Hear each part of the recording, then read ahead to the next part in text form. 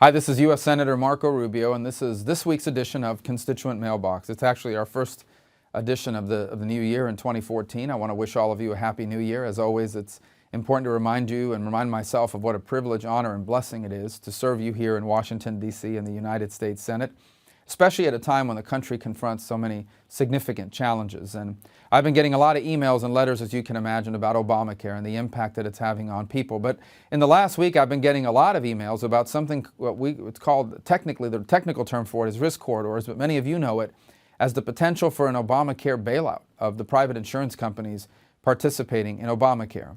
Let me read you a few of the emails first, and then I'll get into some more details about what exactly is going on and what it is we're trying to do about it. Our first email is from Paul in Vero Beach, and Paul writes, "From the way Obamacare appears to be headed, one thing I would like our stance to be is no bailout of the insurance companies when this poorly designed program fails. I recommend Republicans immediately draft legislation that stipulates there will be no taxpayer bailout due to the failures of Obamacare."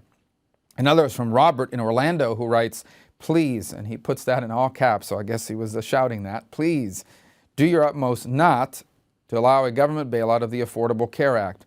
When the ACA starts to fail, the president will insist on yet another government bailout. Please fight that openly now. We simply cannot afford even more waste of our eventual tax dollars. Thank you in advance." Kenneth from Longwood writes, "Dear Senator, we are against any type of bailout from the insurance companies when Obamacare fails. Thank you." Let me address, first of all, what's going on here. There's something called the high-risk corridors, and basically the concept is this.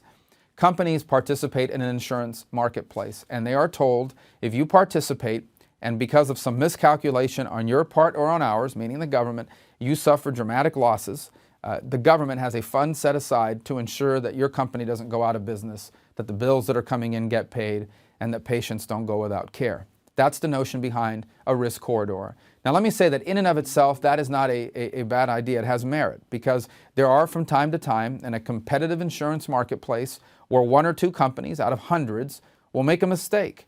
And our job is not to keep them in business, but what we don't want to see happen is the bills that are coming in, let's say from a hospital or a doctor, go unpaid because the company doesn't have the money to pay it. Here's the problem with applying that to Obamacare. Obamacare is guaranteed to fail. In essence, most, if not all, of these companies participating in the Obamacare exchanges are going to lose a lot of money. And here's why. When they bid on this, when they decided to participate in the exchange, they were told, these are the patients that are going to sign up, these are the people that you're going to get. What's happened is two things. One, as I and others predicted, young, healthy people have not signed up for the plans in sufficient numbers.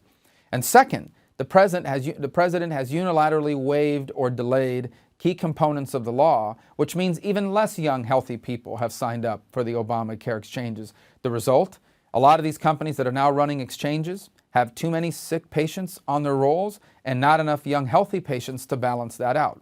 As a result, Obamacare's exchanges have gone from being an insurance exchange to basically the equivalent of a high-risk pool. In essence, an insurance product that's guaranteed to lose money. And what the law says is that now the federal government, meaning you and your taxpayer dollars, will have to come in and bail these companies out. To me, that is absolutely wrong on two fronts. Number one, government should not be participating in using taxpayer funds to bail out private companies. And number two, the second problem is, if you've got to bail Obamacare out with federal funds, it tells you the law is a failure. We should not be bailing out a failure. So not only am I opposed to these bailouts, I have actually filed a bill 2 months ago to prevent this from happening.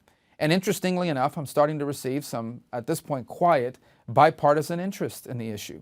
But I think in the months to come, as we get closer and closer to the reality that all of you are going to have to be seeing your taxpayer dollars going towards bailing out private companies at a time when our national debt is at $17 trillion and growing, I think you're going to see a growing amount of support for that position. So we'll keep you in tune and informed about this development because it's an important one and something we should be looking at. We should not allow private companies to use their political influence to allow them to write provisions and laws that allow them to be bailed out with government taxpayer funding. And we're going to do everything we can to prevent it. Well, this is going to be an important year, 2014, and soon we'll be dealing with the issue of the debt limit again. There'll be other debates about the minimum wage, and we certainly have many people in our country who are feeling as insecure as ever. You look at the changes that have happened in our economy. It's harder than ever to find a job that pays a livable wage. Meanwhile, the cost of living, from child care to health care to student loans, keep going up.